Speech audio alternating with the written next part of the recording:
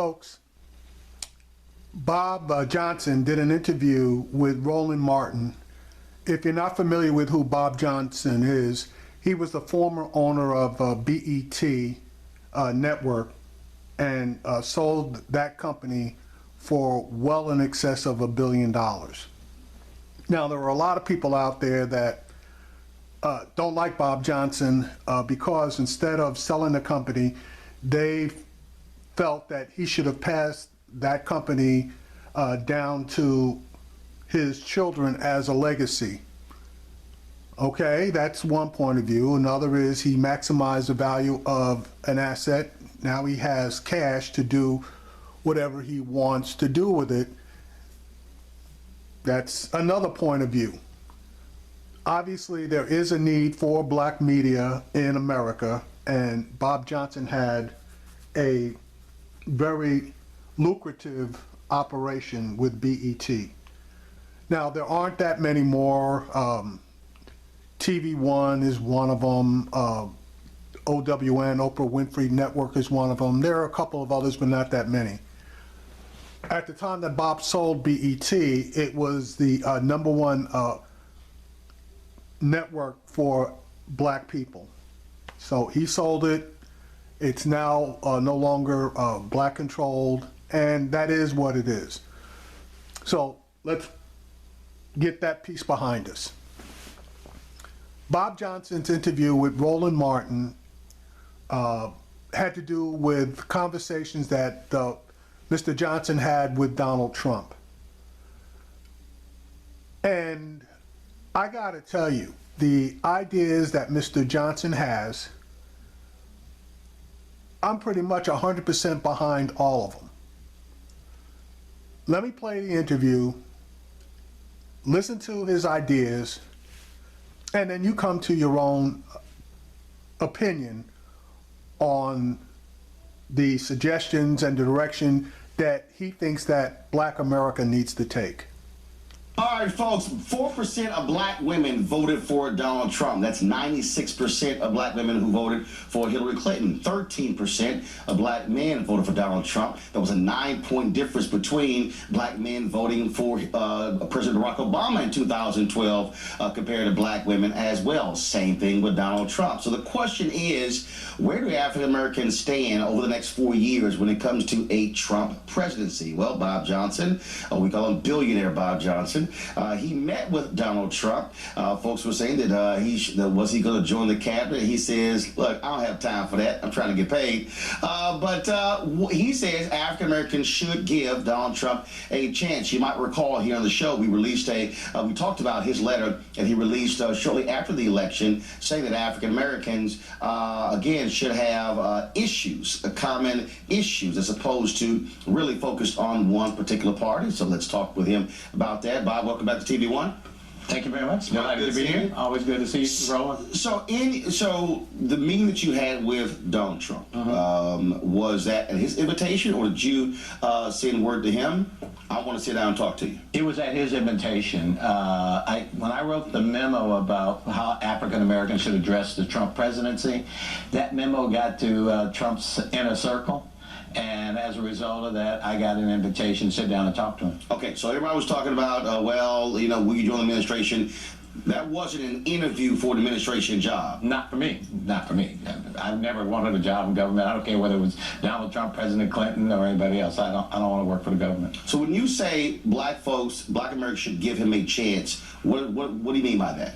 Well, I'm saying essentially what President Barack Obama said, what Hillary Clinton said, and I said black Americans should try to find common ground with the president, who now controls both the House and Senate, because you have to engage power in some way to see if there's an opportunity to build a relationship that will benefit the interests of African Americans. And I said that, Roland, echoing what Congressman William Clay said back in 1971 when the 13 original members of the Congressional Black Caucus came together to found the caucus. And he said, and I quote, and these are not my words, these are his words, is black people should have no permanent friends, no permanent enemies, just permanent interests. So looking at it through that prism, it is in the interest of African Americans to give Donald Trump and his administration a chance to show what they're going to do for African Americans. When I met with him, one of the things I said to him, I said, President-elect Trump, don't come to Black America, what you did during the campaign, and say, what do you got to lose? Approach and engage Black America by saying, this is what you have to gain if you involve yourself with the policies of the Trump administration. But also, I think it was important, and I've been saying this for years to Republicans: don't come to Black people with that BS with a party of Lincoln and we freed the slaves. I said, first of all, that's not really a memory that we frankly, want to think about. I said, if you look at the Republicans who have had success with Black voters, they actually listen to Black people first, saying, what are your issues, what are your concerns, and then this is where I stand, this is where we can work together. George Vinovich did it as the mayor of Cleveland, as a governor of Ohio, as a U.S. senator from Ohio. Mike Huckabee, before he lost his mind, did the same thing in Arkansas. There are other Republicans who have done that. I totally agree with that. We're saying essentially the same thing. The Republicans shouldn't ignore us or actively oppose us, and the Democrats shouldn't take us for granted. I can point to you many occasions where the Democrats will say, we don't need to worry about the Black vote. If you read the papers today and listen to the pundits, every article, every discussion is about how do the Democrats reclaim the white male voter in the Rust Belt. When in fact, frankly, if the Clinton campaign had listened to several Black people and even stuff I said on this show, this problem because right, they literally would have won Michigan, Wisconsin, and Pennsylvania, and that's the problem. I've been at this for a very long time. I was a staunch Democrat, great friend of Bill and Hillary Clinton, and wanted them to win. But you can't win an election by saying, and I said this to John Podesta, I said, John, please tell the secretary to stop saying how bad Donald Trump is. Black people know that if that's what they believe. Start telling how good Hillary is going to be for Black Americans. They never did it. They played identity politics. They didn't talk about the issues. And as a result of that, we didn't get the turnout. But here's what you have here. You have raw feelings. You have a visceral reaction to Donald Trump. Some people are ticked, they're mad, they're angry, and they're saying, look, I don't want any part of this guy. What do you say are the, let's say 3, 4, 5 issues, and I'm going to bring up a couple in a minute as well, something that I did on Tom Jones Morning Show, that you say this is where Black folks should be saying how we can work together with the Trump administration. Let me say this. First of all, a visceral reaction is not a policy, it's an emotion. So standing out and picketing, if you want to do, as I said in my memo, if you want to picket and protest, do it, but do it peacefully. And he is absolutely right, and that point is going to be brought out later in this video. And the other thing I said is there'll be a lot of elections between now and 2020, from everything from dog catcher to senator. We need to get out and vote and exercise that ballot power. Don't think that the world comes to an end because Donald Trump is elected. And at the same time, begin to engage the Trump administration on things he said he's going to do. He said he's going to improve the inner cities. Well, that means jobs. That means the more capital into the inner cities for construction and investment and infrastructure. That means taking the opportunity to make sure African Americans are treated fairly at the polls and every place else. So a lot of things that we believe in, and we've said to the Democratic Party, do these things. Let's take that same basket of public policy issues, bring it to the steps of Reince Priebus, Steve Bannon, President-elect Trump, all of whom I met when I met with him, and say, okay, here's your chance, here's your shot. We're going to give you the benefit of the doubt, but you have to show up. I spoke at Dillard University a couple weeks ago, and what I said to the students there, I said, and this has always been my position in the election, it doesn't matter who we supported. After the election, we are still constituents. We're constituents. And if you look at white folks who supported other candidates, no matter who wins, they then make it clear they still go in with lesser demands. So a couple weeks ago on the Tom Jones Morning Show, I laid out what I call Platform for America. I call it 2.0. Robert Abbott, when he founded the Chicago Defender, did this, where he laid out these were his concerns. He put them on the front page, first in 1922, then 1928. Atlanta Mayor Maynard Jackson, when he met with Randall Robinson, had this idea of coming up what he called the black card. Here are these 8 or 10 issues. They'll be on this card. We meet a politician. Where do you stand on this? Yes or no? Do you support this? A yes or no? And so I said, okay, Hillary Clinton proposed $25 billion for HBCUs. We should look Donald Trump and say, okay, we want $50 billion over the next 10 years for our HBCUs. Black folks got only 1.7% or $385 million in small business loans in 2013 out of $23.09 billion. We want the percentage of our population, which would be $3.5 billion every single year. And those are two of the things I said, and say okay. I think that this is what we want. You're absolutely right, and that means engaging. I mean, you could point fingers at Donald Trump, you can point fingers at Steve Bannon, you can point fingers at the whole Republican administration, but that's not going to get you where you want to be, which is permanent interests of African Americans being addressed by either party. As long as we lock ourselves into one party, in a two-party system, we're going to be diluted in our power. And that's why when I saw earlier, you may be talking about the Electoral College. Right. My argument is, if you get rid of the Electoral College, Black Americans should insist upon a plurality vote process where if you have two candidates running, somebody has to get 50% of the vote in order to win the election. Right. If we vote as a block like we always do, and we nominate a favorite son African American candidate, they pick a caucus member or whomever, run that candidate, we vote as a block for him, it's going to be hard for anybody to get a 50% for the election. Then when there's a runoff, we sit down with 10% of the vote or 8% of the vote, which can tilt the election. We're the balance of power. Then we go shopping. You know, you want to win on the Republican side? Here's what we want. You want to win on the Democratic side? Here's what we want. Because we're the only group in this country that vote as a block. 95+% of our votes have historically gone to the Democrats. White women don't vote like that.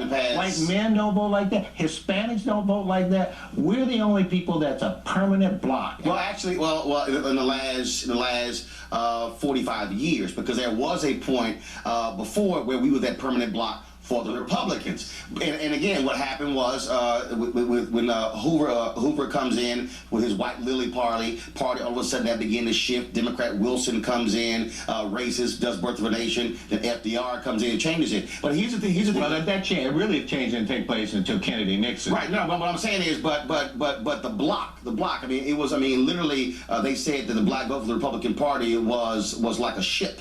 And it was, and that's what they called it. But here's the thing, though. You said something about pointing fingers. Because I think somebody who's listening and watching, they're saying, okay, I hear you, Bob, but I'm still ticked. This is the thing I've said. We should still look Donald Trump in the eye, Steve Bannon in the eye, Rice Priebus in the eye, and say, let's be clear. Your voter suppression tactics, we will fight that tooth and nail. We will fight that every step of the way. But you're saying that's still separate from the agenda. No, absolutely. That's not in our permanent interest.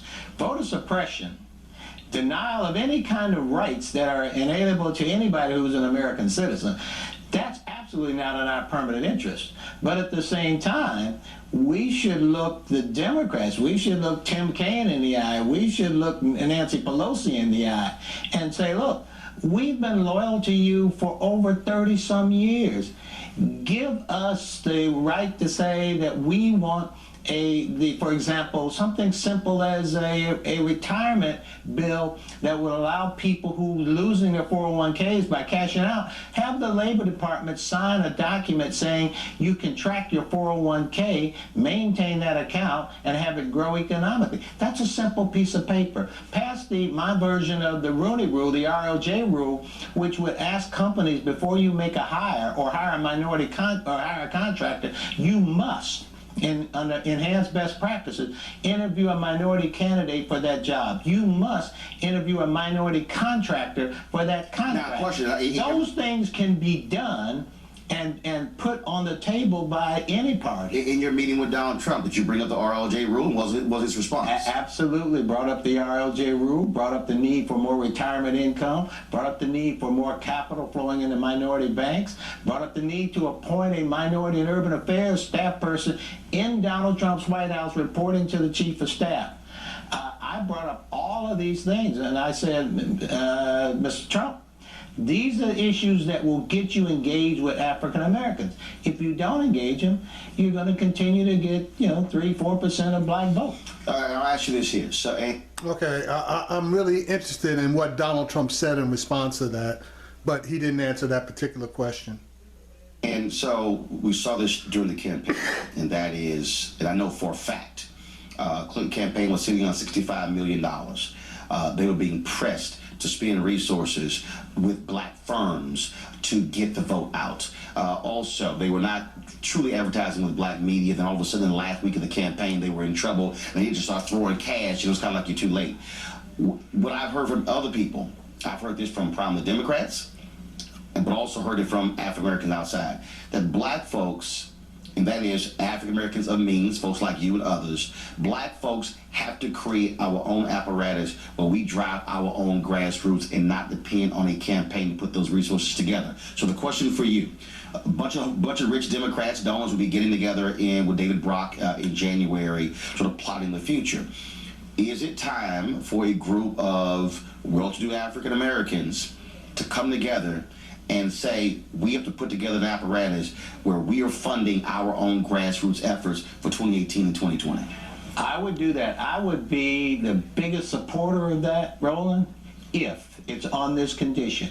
If we came together with the idea that we're going back to what Bill Clay said, no permanent friends, this is not money for the Democrat, this is not money against the Republican, this is for black interests. Right, so what I'm saying is if black folks it's not a campaign deal, but if it is a very specific get out the vote apparatus, because in the New York Times piece, probably about three weeks before the election, Congressman Butterfield and Congressman Clyburn were both quoted as saying to the Clinton campaign, you got to release those funds in order to hire those black firms who know how to reach black people, because the Clinton campaign, frankly, they sent white staffers to HBCU campuses trying to sign up black kids. When I was running BET, and you know this as well, and Alfred will know this from TV1, whenever we would go to the Democrats during the election and say, we need money to advertise on BET or TV1, you know what they would tell us? They'd say, look, Bob, there's a district in Michigan and Ohio and Pennsylvania where we really got to win that district, because that's where the white voters are who we need to pull over. Basically, we got y'all.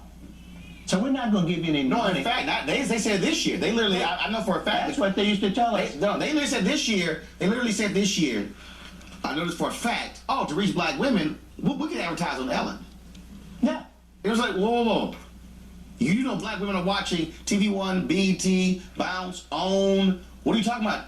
Literally a white male with a campaign saying, no, we keep advertising on Ellen to get the black woman. Yeah, well, they told us, we can't afford to spend money with you. We got to go into these divided kind of districts and win those congressional districts where we may lose. That's what they would do. And they'd say, Bob, we got your voters. 90% of your voters don't vote for us anyway, so we don't need to advertise. That's taking us for granted. That's being paternalistic towards black America. So my idea is this.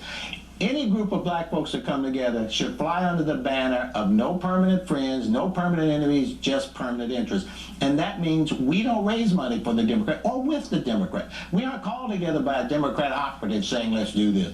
We aren't called together by a Republican operative saying, let's do it ourselves. Take our own destiny in our own hands. All right, so let's do it. Because again, I've heard it from so many different people. I've heard from people now this election is over. Steve Phillips has been very critical of all these Democratic organizations virtually spending no money on black pollsters, on black political consultants, and the same thing. And what I've heard from different people is that you're really talking about something in the area of $5 to $7 million in terms of over the next, thinking in terms of 2018 and 2020. Because in 2018 you got the midterms, and so it's always a down year, driving black turnout there as well. You got 800,000 unregistered African Americans and Latinos in Georgia alone. Georgia potentially can be a purple state. You also looking at some of the other states as well. I believe that has to happen. And right, that's not a Democratic thing or Republican thing. It's no. We're going to ensure we're maximizing our vote, because we absolutely can flip numerous elections when we're voting our power. We need to be the balance of power in a two-party system because we vote as a bloc. This is the most important thing to understand. No other ethnic group in America don't do it. Latinos don't do it. Asians don't do it. We vote as a bloc. When you vote as a bloc in a country or in an electoral process, you can become the balance of power because your voting power is not split. And we should recognize that and exercise that. And I think that, to me, is where the future of Black America needs to be in this electoral process. This is a divided nation. You see it every day on television. So I think, unfortunately, it's going to be a divided nation for a long time. So therefore, we see a rising Hispanic population. They will become the dominant minority in the next 10 or 15 years. We will become the second minority. Where will we go when the two-party system say, instead of going after the black vote, we're going to concentrate our firepower, our money, our attention, and our policies on the Hispanic vote? So we have to take our own destiny in hand, and if we don't do that, we will be diluted and we will be insignificant in the electoral process, mainly because we're already housed in the states, primarily, where the Democrats are going to always win. They always win, well, before this election, they're going to win New York. So our vote is diluted in New York. They're going to win for the most part, Michigan, Illinois, Chicago is. Well, the other is. problem is a significant number of our votes are in southern states that are also not red states. But, right, and therefore we can become that balance of power in those states that are red, that could go purple or could go blue. Well, but we got to get something for that. That's my point is. So if Donald Trump delivers something to us, the things you outline, the things I outline, there's nothing wrong with voting Republican. We did it for over 100 years. Or let me say this, which is a reality. If you also say we want this, and get it, white folks do it all the time. Get it and still vote for the side. Look, the new Treasury Secretary for Donald Trump Was a big time has given money to a big time Democrat. Same thing with Ron. So really, what you're also saying is, here's our agenda. We want this, and if we still get it, we still might vote for somebody else, but we still get it. It's a secret ballot. Absolutely. Well, look, here's the deal. That meeting I'm talking about, I mean, it's real. That needs to happen. That meeting, I will go to that meeting if it's somebody calls it together, calls the meeting together. What do you call it? I would call the meeting if the meeting flies under the banner of what Bill Clinton said. No, that's fine. Okay, here's the deal. You and I will call it. Okay. You and I will call it. Okay, let's call a meeting. We'll figure out, we can have it at, like I say, like when they meet, it's on a weekend. Look, excellent people, come here for that particular weekend, which lays a path, because we have to fund our own grassroots. We can't wait every election for the candidate or the party. Can you please fund it? We have to drive our vote. But we first have to have a philosophy and an ideology behind the fundraising. I don't want to raise, I raise money a lot of times, yes, but I have an ideology. I want to make more money. So I understand how to raise money. That's not the issue. For here, I want to have an ideology behind why are we raising this money. When I call a donor and say, hey, come to this meeting and we're asking everybody to put up, whatever you can based on whatever you can get. Right. To raise well, you call it a PAC, for instance. But what is the philosophy of this PAC? If they say this PAC is no permanent enemies, no permanent friends, right, just permanent interest, I'm with that. All right. So here's what we'll do. So you and I will call that. We'll talk. We'll figure out date, meeting place, and we'll do that. Okay, I'm with it because I believe this is essential to African Americans' future in this divided nation. No, I agree. Because by 2044, there will be no one major ethnic group in America, no one group that's dominating, and you're absolutely, as you move towards that, our vote's going to be critical. Absolutely. I'll make it happen. I ain't gonna give as much as Bob can give. I'm trying to get to his level. Will you do it on the basis of tithing? Yeah, that's precise. That's how we'll do it. All right. All right. Now, I agree with everything that Bob said, and I disagreed with one of the last things that Roland said. If one of the parties or candidates or whoever, and you present your demands to them, and they agree to your demands, and they fulfill your demands. They delivered. If they deliver and you turn around and vote for somebody else and you don't deliver, what happens the next time you attempt to negotiate something? They're going to turn around and throw it in your face. Hey, we did this, this, and this for you. What did you do for us? And now what are you going to say? All right, because you didn't deliver the votes that you basically promised them. So no, Roland, you're wrong as far as get what you're looking for and then turn around and vote for somebody else. Yeah, you're right. There are a bunch of groups that tend to do that. But if we vote as a block and somebody delivers for us, we in turn need to deliver for them. You know, hell with everybody else. Now, I'm going to go to this next section, and I'm going to clip these two together. And in my mind, this is an opinion of where emotion comes into play, and we can't allow emotion to color our judgment. Hang on. Bob Johnson. Joining me right now, folks, we have Brandon Cooper, chairman of the Prince George's County Republican Party, George Jefferson Nuri, CEO and founder of In the Public Eye Communications, Amber J. Phillips, co-director of Black. The point that Bob made about, look, Trump is the president. Republicans control the House, control the Senate. You look at 31 Republican governors. You look at the legislatures across the country as well. And so the question is, do African Americans engage the Republican Party saying these are our issues, this is what we want, these are our demands, or do folks say, no, we're just going to oppose? I think that we have to engage. I think that what Bob was saying about forming, and you and Bob were talking about forming a PAC, is something I've been saying for the last 6 months. Well, it's not necessarily a PAC, but some sort of structure. And I think that his point about that it's an emotion, what we're feeling right now, but it's not a policy. And that we actually do have to come up with an agenda and a policy and take it to both parties and say, this is our demands, this is our intentions, and this is what we want you to do, and support those who, whether they're in the House or the Senate or the governor's seat or mayors, and support those who understand and support this agenda. and for folks. Now, that was a sensible black woman, older woman, experienced. No emotion per se in her voice, looking at things from a tactical viewpoint.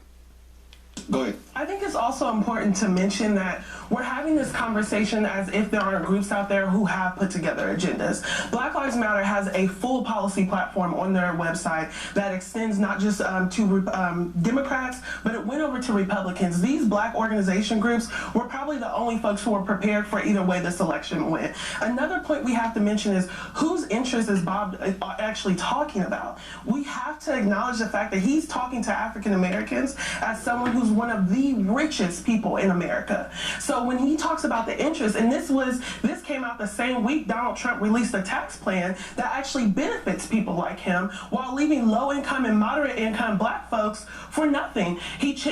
Donald Trump is threatening to change the tax code where head of household can no longer be casted, which will leave a lot of black people without a refund check, or the lowest we have ever seen. And what we know about those refund checks is that we use them to take care of our families. Well, here's the though. But no, first of all, Bob didn't. Now, number one, she wasn't listening. And number two, if you noticed the emotion in her voice, she was basically getting upset, and she was basically pushing back against the lady on the right. Now, I've had issues with Amber Phillips before. She gets highly emotional about things to the point where there's no rational thought behind her words. And here's another example, and you're going to see further examples further into the video. Bob did not say there's no agenda. Yes, there are. First of all, Black Lives Matter has an agenda. NAACP has an agenda. National Urban League has an agenda. Black Women's Roundtable has an agenda. So that's there. No. Translation, Black Lives Matter is not the only one that has agendas, okay? And if you go online, obviously, you can see Campaign Zero, where their main agenda is located, as with the Urban League, as with the NAACP, as with various other black organizations, black national organizations throughout the country. So, you know, she's acting like they were the only ones. No, that's not true. What he is saying is, which, and I agree with, that our interests, just like when President Barack Obama came in, people we were excited for the first black president, and I said yes, but he's also the 44th. Our job is to press and engage him on our agenda, like the previous 43. But the question is, will we do that? Will we, whether it's economic, whether it's social, whether it's cultural, will we do that? And then the question is, what does it look like? Brandon, go ahead. President Barack Obama's election back in 2008 when he won, and Senate Republican leader Mitch McConnell came out and said we'll make him a one-term president. That was wrong. I came out and spoke out against it, and I think it's wrong, you know, past 8 years for us to come out the block not wanting to work with the president. For the next 4 years, he is going to be the president. We need to, you're talking about interests. The interests are jobs in our community, education, safer streets. Those are the same interests, and we need to hold him, his feet to the fire How he to plans come on through. doing And I agree. All right. Now, the brother is a Republican, but he's 100% on point. Now, here comes Amber Phillips, again, not listening, not thinking about what was said. She's just going to jump in here emotionally. And I agree. And we need This to is a man have who, a table like, on we that. have to talk about Donald Trump in context. And I agree. Yes, if it were any other Republican president, we could say we need to go to him, but the pushing is going to look a bit different. We're not only have to go in to advocate for our policies, but what we're looking at is black people and people of color are going to die under this administration. engage on We're going to have to business. protect immigrants. We're going to have to protect people. Oh, see, now, that's bullshit. Okay, that's 100% bullshit. Okay. I've done videos on this before. See, black people cannot jump in and fight everybody else's battles. So our primary, secondary, and tertiary concern should be black people, period. The hell with the immigrants, the hell with the Muslims, the hell with the Hispanics, the hell with the gays, the hell with everybody else until we get what we need. Once we get what we need and there's time or extra resources, then we can go out there to try to help somebody else. But I was told a long time ago, you can't help anybody else until you help yourself. And our primary focus should be helping ourselves. She's out there all over the damn place talking about helping everybody else. Damn that. Okay, and that's, you know, and again, that's the emotion coming in. Okay, that's the lack of actual thought. We need to help ourselves, and she just doesn't get it. Or protesting against police brutality and all these different things, because who knows what Donald Trump is going to put on us as, you know, but we know that Barack Obama took a stand on it, but Donald Trump has. But Amber, I hear what you're saying. I think you're absolutely right. No, stop, no, wait a minute, hold up, wait a minute, stop right there. I gotta stop you right there. Because you talked about the president took a stand on those issues. Yes, but it is a fact that in 2014, in 2013, of the $23.09 billion in small business loans that were handed out in 2013, only 385 million went to African Americans, 1.7%. 2008, last year, President Bush, it was 8.2%. And I can tell you, when I pressed this administration on that, it took the Small Business Administration 3 months to get back with the basic answer. New head of the SBA came in, and so here's why I'm stating that. Was the president responding when it came to the issues of criminal justice reform? Yes. On the issues like housing, and I've said this ain't nothing new. Can anybody say, oh my God, Roland, you're saying now? No. I believe housing was one of the greatest failures because we lost 53% of our black wealth. So the point I'm making is, yes, there are some things that President Barack Obama did that were good. There were others where it fell short. What I hear Bob saying is, it's really the same thing. Our job is to still go in and say, Yes, you're the president. These are our expectations on voter suppression, on criminal justice reform, on police departments, but also on small business loans, on housing, on this. These are our list of demands. The question, though, is whether or not folks are going to be willing to do that. And what if, and I'll ask you the question, I'll ask all three of you. Amber, I'll start with you. What if he says, all right, you call on me to say 50 billion of HBCUs over the next 10 years, I'll do it. What's our response? I don't understand the question in regards to... Amber, the question is very simple. If we have a list of demands, and one of those demands is we want this federal government to invest in our HBCUs, we are asking for $50 billion over the next 10 years, an allocation of $5 billion annually. If he says, I'll agree to that, what's our response? So if he says I agree to that, does that mean you're now going to throw your support behind this administration? Yes. No.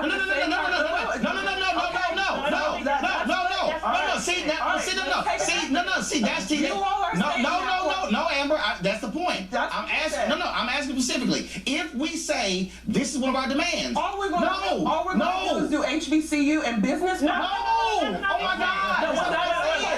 Okay, see, she missed it. And that's what happens when you get emotional about stuff instead of thinking, okay?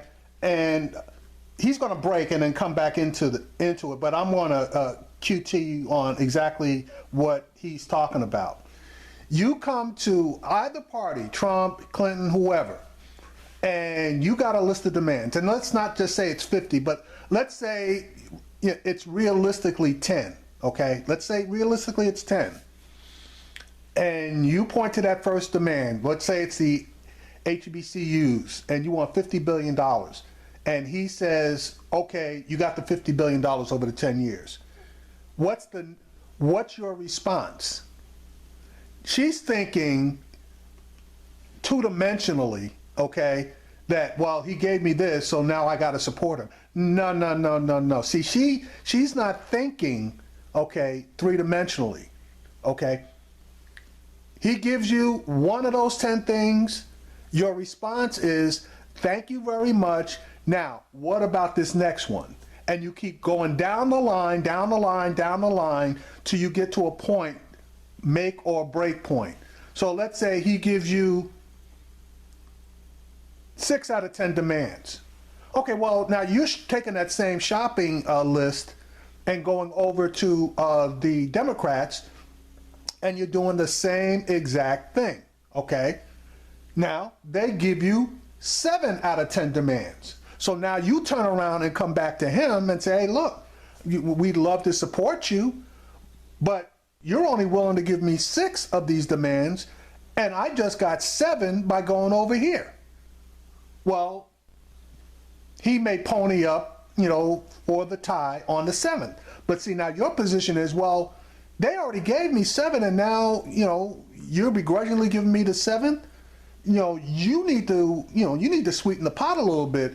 You need to come up not only with that 7th, but with the 8th, okay?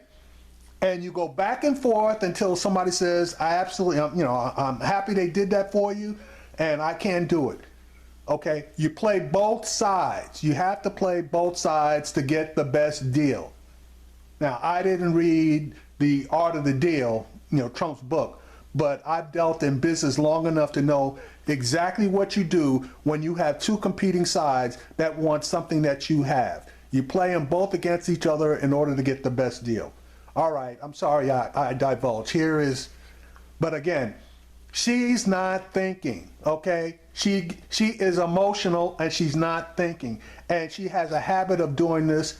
She's done it before and she probably will do it again. I don't know what her issue is. But she is not a calm person. She's an emotional person. And that is dangerous when you're trying to get something done.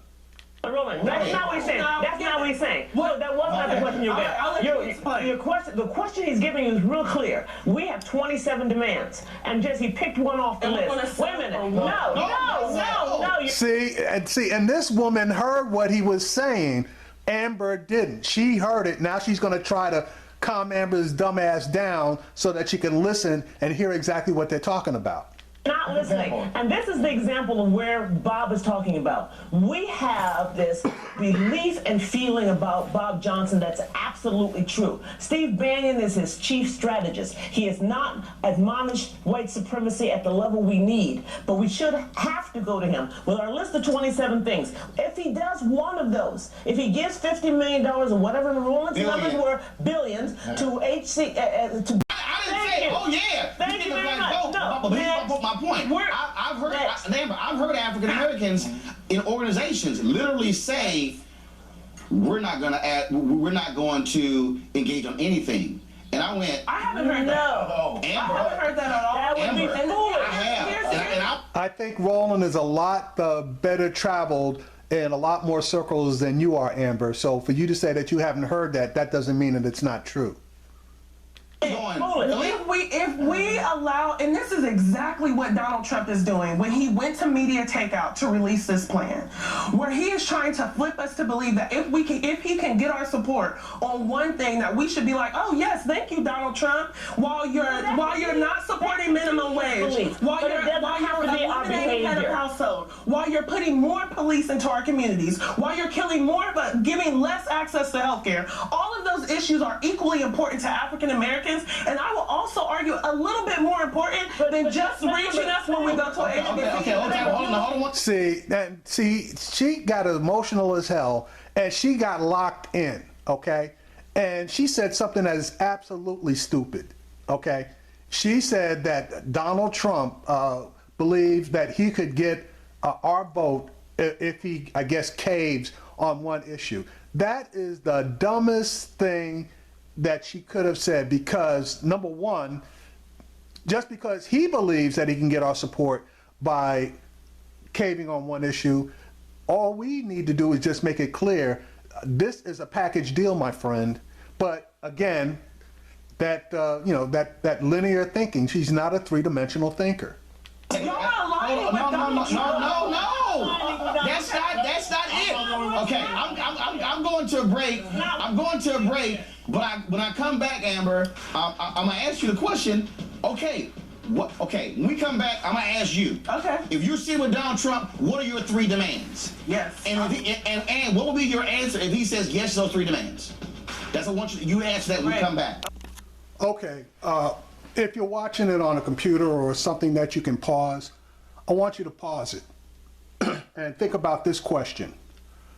If you were able to go to the White House and had 3 demands that you could present, what 3 demands would you present for the black community? Now, take a minute and think about it. I know what my 3 would be, and I'm just talking right now to fill time to give you a chance to think about your answer.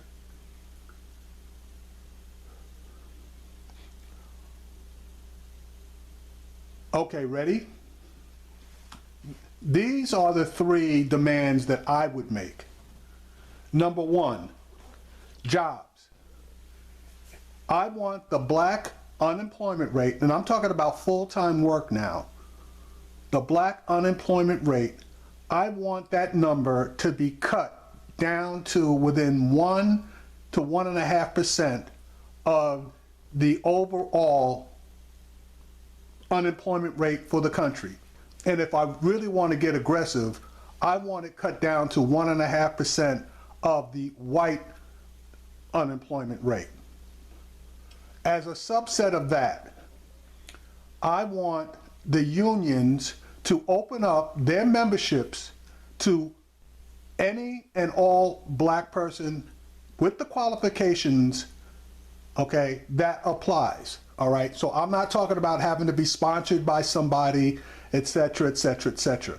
I want all of those unions opened up. That's the trade unions, the transportation unions, et cetera, et cetera, et cetera.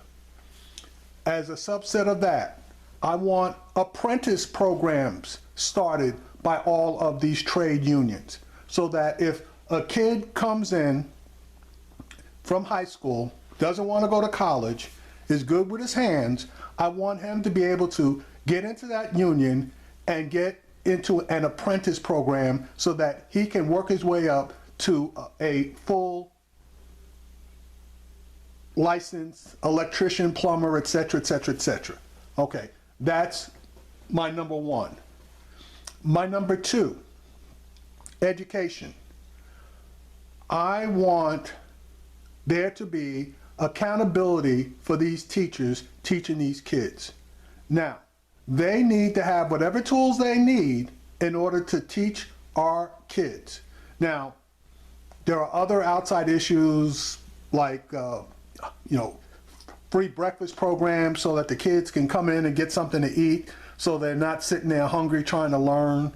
I want reduced classroom sizes because teachers trying to teach 30 and 40 kids is not effective as it could be if you had a teacher that was, say, teaching 20 kids. So we need to reduce the amount of classroom sizes, okay?